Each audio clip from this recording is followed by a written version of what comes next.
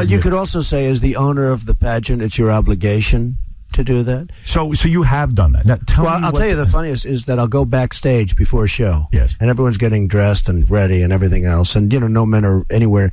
And I'm allowed to go in because I'm the owner of the pageant, and therefore I'm inspecting it. I'm inspecting. I want to make sure that like everything is good. You're there. Yeah, the dress. Is everyone okay? They're standing there with no clothes. Is everybody okay? And you see these incredible-looking women. And so I sort of get away with it. So here's where things get wild. As more of those old clips resurface, people aren't just scrolling past them anymore, they're connecting dots. And suddenly, the picture that's forming, not great for Donald Trump. What's really turning heads is a moment from the Pam Bondi hearing that didn't get nearly enough attention. During the cross-examination, Congressman Dan Goldman held up an email exchange between Jeffrey Epstein and Ghislaine Maxwell. Parts of it were blacked out, specifically sections involving communications connected to Trump or his attorneys. Mr. Chairman, Ms. Bondi, I went over to the department yesterday for a couple of hours to review some of the unredacted materials. And I am looking forward to your detailed explanation for why you have withheld almost half of the documents, which is required by the bill. Now, obviously, there are 3 million documents, so I didn't get through much. But one thing I didn't see was the client list that you said you had on your desk a year ago. I did, however, find a couple of important documents. An 86-page prosecution memo from the Southern District of New York and a draft indictment from Florida against Jeffrey Epstein's co-conspirators. For reasons that I cannot understand nor are permitted by the bill, they were still redacted, even for members of Congress. So, Ms. Bondi, will you commit right here to immediately providing those 2 documents in unredacted form to members of Congress? Not a complicated question. Well, I guess it is for you because you have a law degree and those are privileged. Okay. They're not privileged, but we will discuss that later. Now pause for a second. Why would emails between Epstein and Maxwell be redacted under attorney-client privilege or deliberative process privilege? That explanation raised more eyebrows than it settled. If it's just 2 private individuals corresponding, what exactly requires that level of secrecy? And here's the part that clashes with the long-running narrative. Trump has repeatedly claimed he banned Epstein from Mar-a-Lago. But if Epstein wasn't actually a member, just a frequent guest and close associate, how does that square? You can't really ban someone who wasn't officially part of the club to begin with. That contradiction alone has people digging deeper. And when they dig, they're rediscovering years' worth of clips and reporting that suddenly feel a lot less random. Yet another woman in Donald Trump's life. Tennis star Monica Seles, the top-ranking female player in the world, stunned everybody when she suddenly dropped out of Wimbledon. Now she turned up at the Trump mansion in Florida. Rosanna Scotto reports.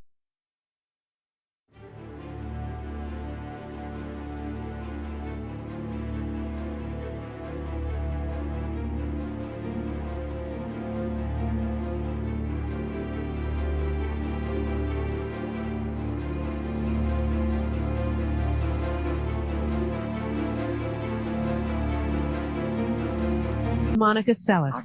Seles mysteriously disappeared after abruptly dropping out of the Wimbledon Championships 10 days ago, only to strangely resurface at Trump's palatial Florida estate.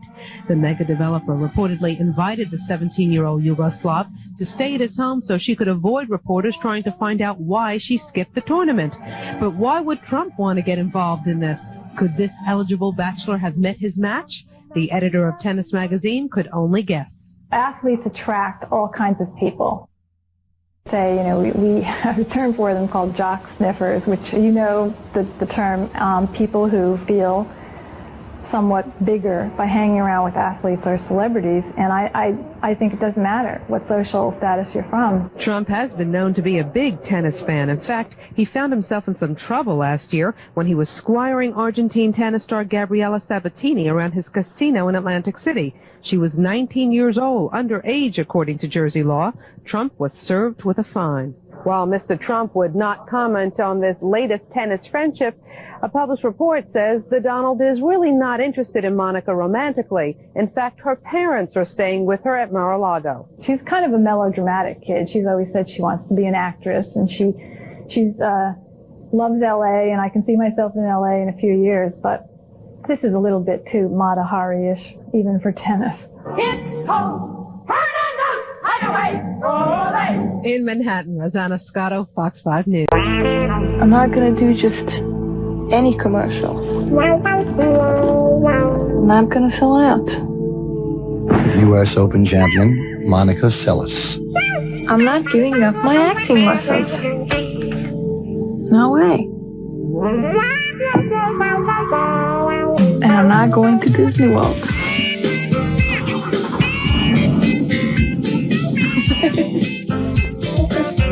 People are revisiting the 1,991 modeling competition footage, very young contestants, swimsuit segments, backstage access. They're resurfacing old interviews where Trump talked about walking into dressing rooms during pageants because he owned them. The 58 contestants participated in an exhaustive round of personal interviews designed to help our judges discover what makes each one special. Your 5'9" reading? Serious, huh? We made my short yet tonight before the Okay. Thank you very much, Amy. The concentration was intense inside the judging room. They don't like you as you are. And out. I'm just so excited. Each girl was considered not only for her beauty and poise, but also for her personality and that indefinable something extra that makes a top model. Okay, you want to pull your hair back 1 second? Okay. All right. Thank you very much, Ingrid. Good luck for tonight. Thank you. When it came time to choose the 21 finalists, emotions ran high as each judge expressed his or her opinion. Aboard the Spirit of New York, the ever-present paparazzi took advantage of the numerous photo opportunities, and everyone was entranced by the views. Despite the long day behind them and the work that lay ahead, the girls just didn't want to quit.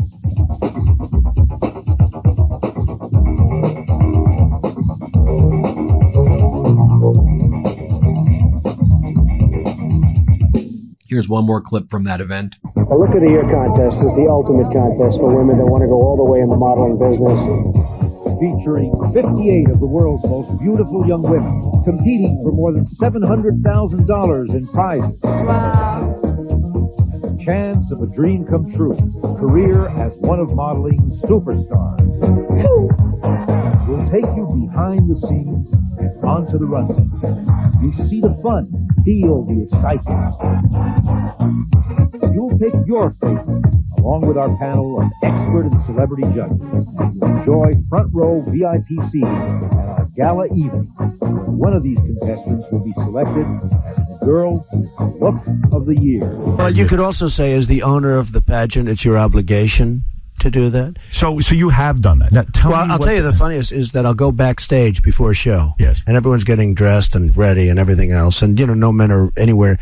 And I'm allowed to go in because I'm the owner of the pageant, and therefore I'm inspecting it. I'm inspecting. I want to make sure that like everything is good. You're there. Yeah, the dress. Is everyone okay? They're standing there with no clothes. Is everybody okay? And you see these incredible-looking women.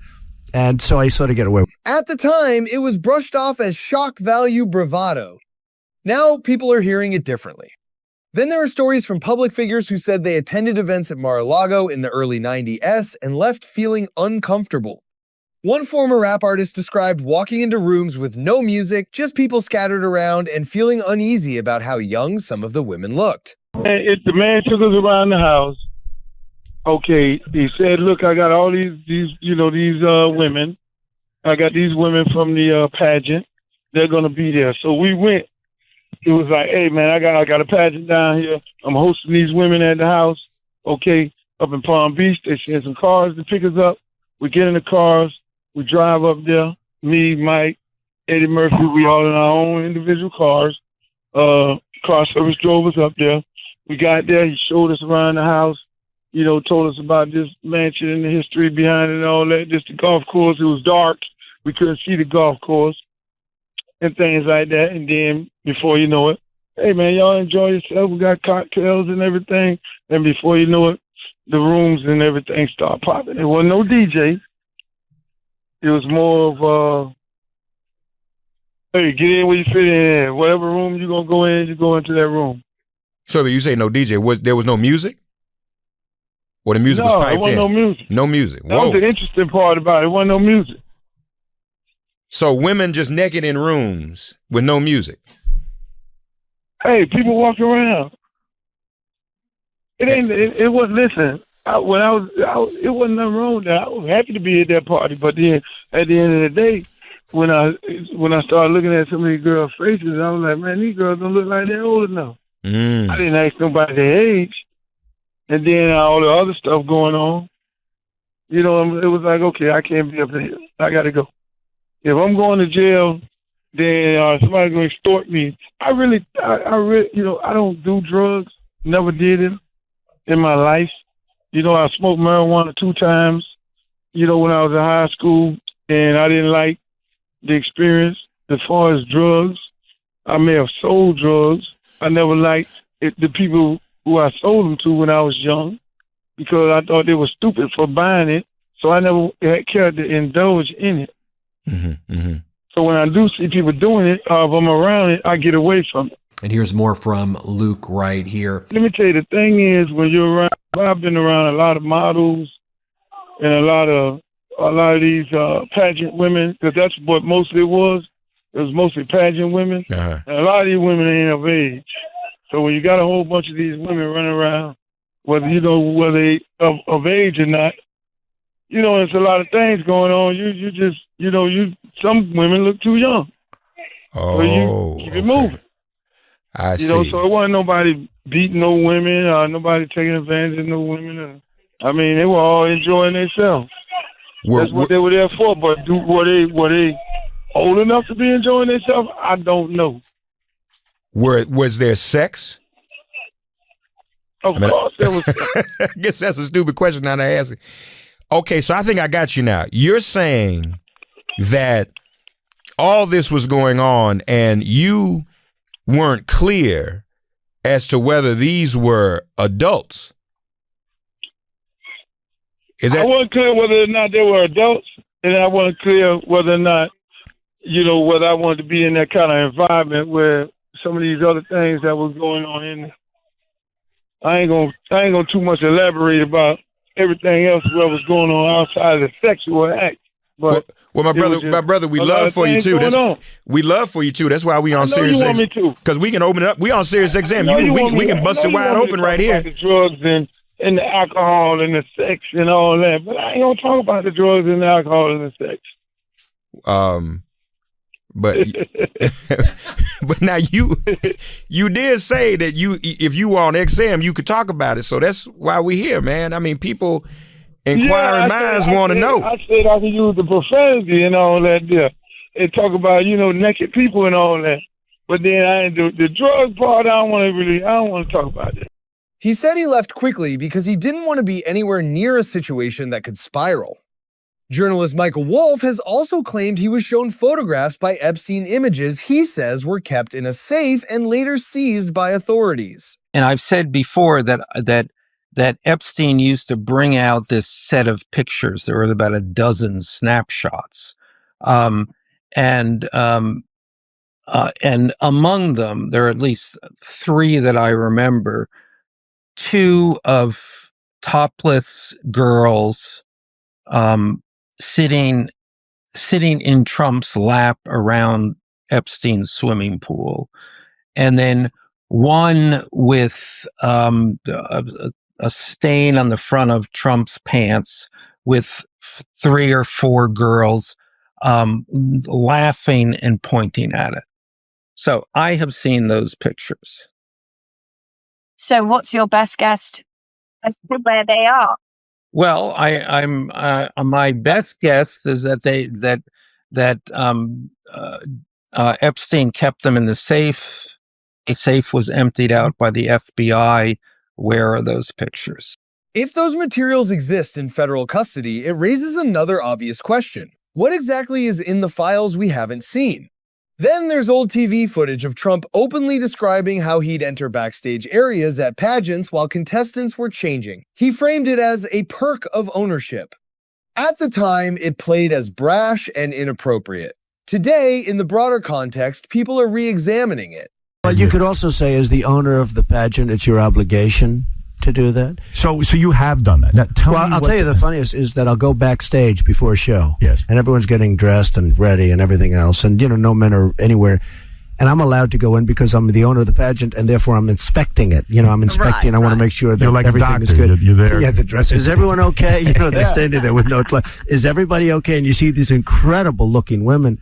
And so I sort of get away with it. And let's not forget the archived interview clips where Trump compared his attraction to very young women to an alcoholic's temptation.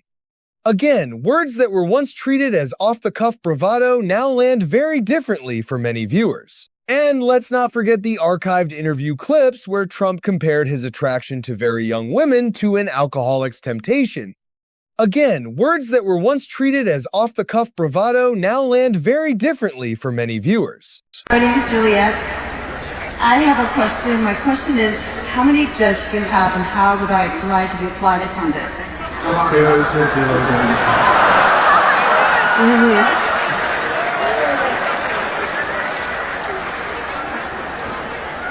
I think she's hired.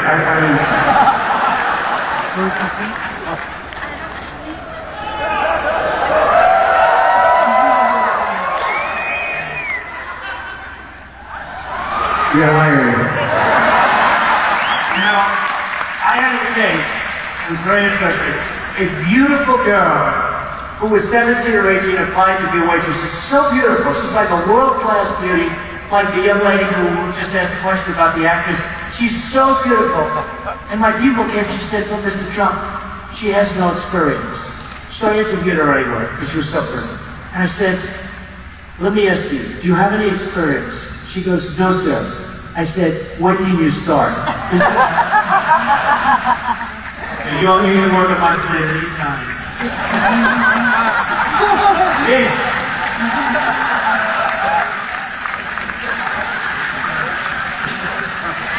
See, now, she worked at my plant. That's like a death wish for me, right? That's like an alcoholic. I have many friends. They're wonderful people. They're alcoholics. You put scotch in front of them. It's like, this would be my form of alcoholism. Okay, yes, ma'am. The bigger point here isn't about one single clip. It's about pattern recognition. When documents are heavily redacted, when officials can't clearly explain why, and when years of public footage start aligning with unanswered questions, people start assembling the puzzle themselves. That's why those old segments are circulating again. Not because they're new, because they suddenly feel relevant. And whether you think it's coincidence, smoke without fire, or something more, one thing is clear. The internet has a long memory, and when receipts resurface, they don't quietly disappear.